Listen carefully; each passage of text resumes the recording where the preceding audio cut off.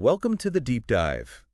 Today we're tackling GMOs. Oh, GMOs. Yeah, they've been generating a lot of buzz lately. All right. You've probably heard all this conflicting information about them. I know I have.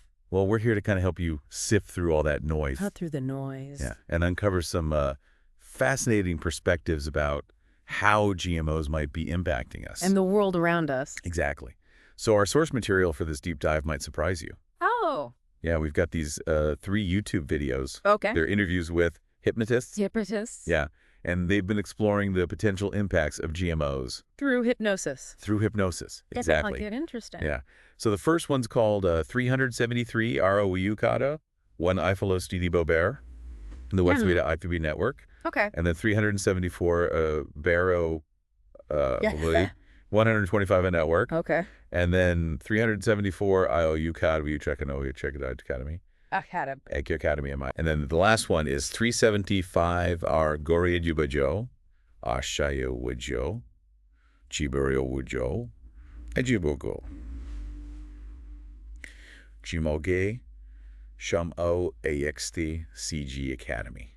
Wow. So we're really going deep on this. We're going deep. Okay. Now, before we dive into the specifics, we should probably take a step back. That's good. Just to make sure everyone's on the same page. All right. So for those who might need a refresher, GMO stands for Genetically Modified Organism. Genetically Modified Organism. Yeah, essentially it's any organism whose genetic material has been altered Great. in a way that doesn't occur naturally. So like they're messing with its DNA. Exactly. They're manipulating the genes to achieve certain traits. Oh, okay. I see. Like making crops resistant to pests or increasing their nutritional value. Oh, so it's like giving them superpowers. In a way, yes. It's like giving them specific advantages that they wouldn't have naturally. Right. So picture this. You're a farmer and you're dealing with all these pests, destroying your crops, and then suddenly you have this GMO seed that promises to solve all your problems. Sounds tempting, right? Oh, yeah, it does. But we got to ask, what are the potential downsides? Yeah, what are the trade-offs? Exactly. And that's where these hypnotist interviews come in. Okay. They offer a whole different perspective, focusing on the energetic impacts of GMOs. Okay, the energetic impacts. Yeah, for instance, several interviewees describe GMOs as emitting a cry. A cry? Yeah, or suffering. Like they're in pain? That's the impression they get. Wow. They suggest there's this dissonance in their natural genetic makeup. Huh? One interviewee even goes as far as assigning specific vibrational frequencies to GMO and non-GMO tomatoes. Vibrational frequencies. Yeah, implying a tangible energetic difference. Okay, so we're not just talking about the physical stuff. Right, we're going beyond the purely material. So could there be something to this whole energetic dimension of food? It's a fascinating question. It is. I mean, we know everything vibrates at a certain frequency, right? True. Everything has its own unique vibration. So what if food carries more than just nutrients? Yeah. What if it also carries an energetic imprint? That could affect our well-being. Exactly. And that's what these interviews are suggesting. That would completely change the way we think about nutrition. Absolutely. It would add a whole new layer of complexity to the food we eat. But before we get too carried away, right, it's important to remember that these are just a few perspectives. Absolutely. We need to consider all sides. Okay, good point. So let's get back to these hypnotist interviews. Okay. One interviewee describes a vision of the Monsanto lab. Oh, Monsanto. Yeah, where they create GMO wheat. Okay. And they paint this picture of a place filled with stickiness and viscosity. Stickiness and viscosity. Yeah, and they say a toothy bacteria represents the essence of the GMO product. On an etheric level. Right, on an etheric level. Now, hold on for a sec. I think we should clarify what etheric level means for our listeners. Oh, yeah, good point. It comes up a lot in these interviews.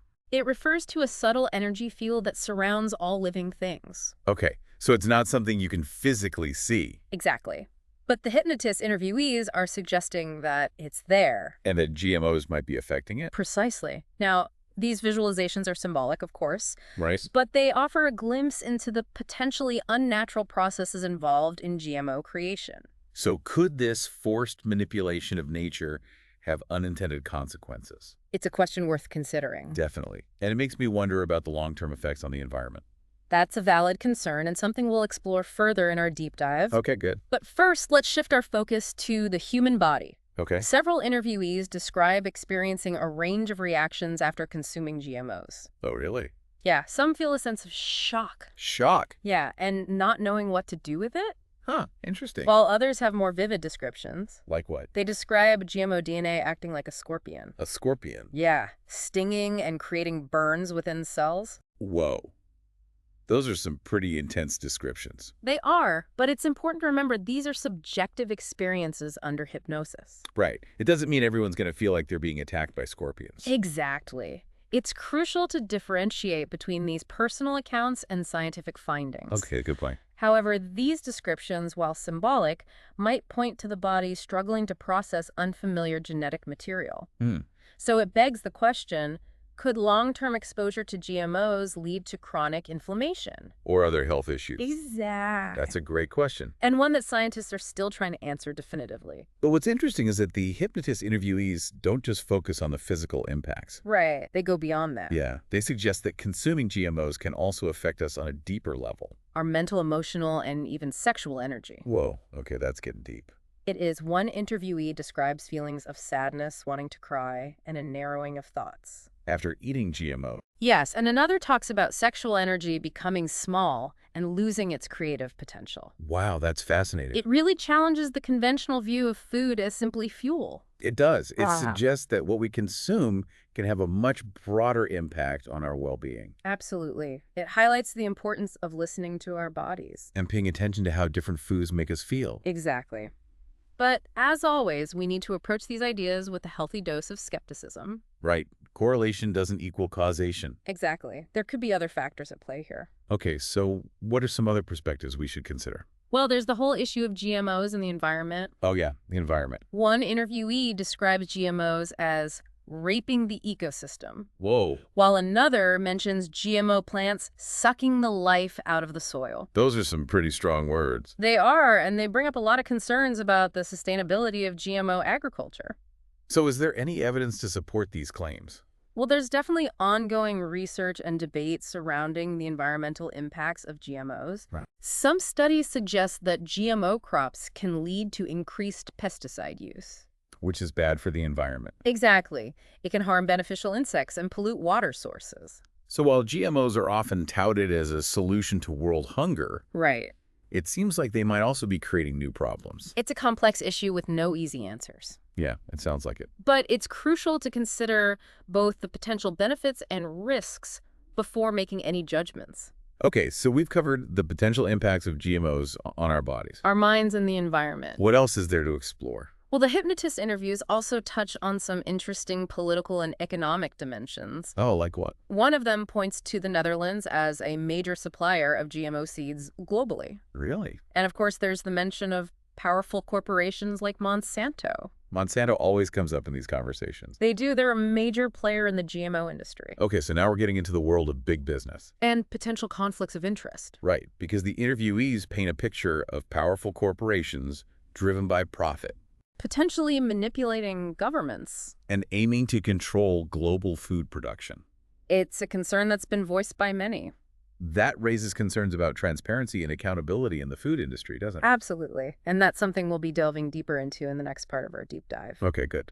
But for now, let's take a quick break and give you, our listener, a chance to digest everything we've covered so far. Yeah. What are your initial thoughts and reactions to these hypnotist interviews? Are there any points that particularly resonate with you or any questions that have come up? Welcome back to the deep dive. We're picking up where we left off exploring GMOs. Yes, still diving deep into that world. And this time we're focusing on the political and economic landscape around this technology. You know, it's interesting how these hypnotist interviews touch on these broader societal issues. Yeah. Like one interviewee mentioned the Netherlands. The Netherlands. Yeah, as a major supplier of GMO seeds globally. And of course, there's Monsanto. Oh, yeah. Monsanto, can't forget them. Right. A company often associated with GMOs. It always comes up. It does. So it makes you wonder, like, who's really driving this GMO agenda? Right. Is it about feeding the world, like some proponents claim? Or is there something else going on? Yeah, some interviewees expressed concerns about powerful corporations, prioritizing profit over people and the planet. Right, putting profits before people. Exactly. They painted a picture of these corporations influencing government policies and aiming to control the global food supply. It's a little unsettling. It is. It makes you think about how corporate interests can sometimes overshadow ethical considerations. Yeah, we've seen it in other industries. Absolutely. And when it comes to something as fundamental as food, the stakes are even higher. Yeah, that's true. So what can we do about it as individuals? Right. It can feel overwhelming to challenge these powerful entities. It does. But the hypnotist interviews also offered some glimmers of hope. Oh, like what? Well, one of them suggested that simply being aware of GMOs in our food can help our bodies process them more efficiently. Wait, really just being aware can make a difference? That's what the interviewee suggested. Interesting. It's like our bodies can adapt to some degree if we're conscious of what we're consuming. And they also emphasized approaching our food with mindfulness and gratitude. Oh, okay. Like being present when you eat. Exactly. Savoring each bite, appreciating its nourishment. Yeah, that makes sense. It's like when you pay attention to something, you give it more energy. Right. You're more connected to it. And beyond awareness, they highlighted conscious consumer choices. Right. Making informed decisions. Like choosing organic and non-GMO products. Exactly. Supporting companies that align with our values. It's like voting with our wallets. Exactly. Voting with our wallets. I like that. Makes me feel like I have some power in this whole system. It does give you a sense of agency. But what about those who can't afford organic or non-GMO options? That's a valid point. It highlights the issue of food accessibility and equity. Right, not everyone has the same resources. Exactly, but even small steps can make a difference. Okay, like One interviewee suggested focusing on whole, unprocessed foods. regardless of whether they're organic or GMO. Exactly, just getting back to basics. Real food. Yeah, food that's closer to its natural state. So it's not always about the label. Right, it's about the quality of the food itself. And they also mentioned supporting local farmers markets. And community-supported agriculture programs. Oh yeah, those are great. They often offer more affordable and sustainable options. That's a good point. It connects us more directly with our food sources. And supports local economies. But what about the potential long-term consequences of GMOs? Right, some interviewees painted a pretty bleak picture of the future. Yeah, one of them described a future where natural food has become scarce. And people rely on artificial nutrient solutions. Like those meal replacement shakes. Yeah, things like that. They even mentioned a dome being placed over the earth. A dome? Yeah, preventing anything natural from growing. Whoa, that sounds like a sci-fi movie. It does sound dystopian, but it's important to remember these are just visions, not predictions. Okay. They raise questions about the direction we're heading in. Right, like as GMOs become more prevalent, what happens to our connection to nature? To the rhythms of the seasons. The vitality of real food. It's like we're losing something essential. Something that nourishes us on a deeper level. More than just calories and nutrients. Exactly. And this loss could have profound consequences. Not just for our physical health, but also for our emotional well-being. Our creativity, our sense of connection to something greater than ourselves. That's a lot to consider. It is. But let's shift gears for a moment. Okay. One of the interviewees mentioned a potential positive aspect of GMO technology. Oh, really? Yeah, they talked about the annual water blessing on the Orthodox Christian holiday of Epiphany. Epiphany. Yeah, which is said to remove negative information from water. Interesting. They seem to imply that this could also be a way to mitigate the negative effects of GMOs. Ah, yes. That ties back to the idea that water, like food, might carry an energetic imprint. And that certain practices or rituals could help to harmonize or cleanse these energies. Exactly. It opens up a whole realm of possibilities. So it's like a spiritual approach to dealing with the potential downsides of GMOs. You could say that. It's about recognizing that we're not just passive recipients of what we consume. But active participants in the process of nourishment. Exactly. And this brings us to the potential for misuse of GMO technology. Oh, right. Like what? Well, one interviewee mentioned the possibility of using genetically modified insects for biological warfare. Whoa, that's scary. It is a chilling thought, and it highlights the importance of ethical considerations in scientific advancements. So are we using this technology responsibly? Are we considering the long-term consequences? Right. It's like we have a responsibility to ensure that technology serves humanity. And not the other way around. With all these different perspectives and possibilities, it's hard to know what to believe or what to do. You're right. It can feel overwhelming. But that's where critical thinking comes in.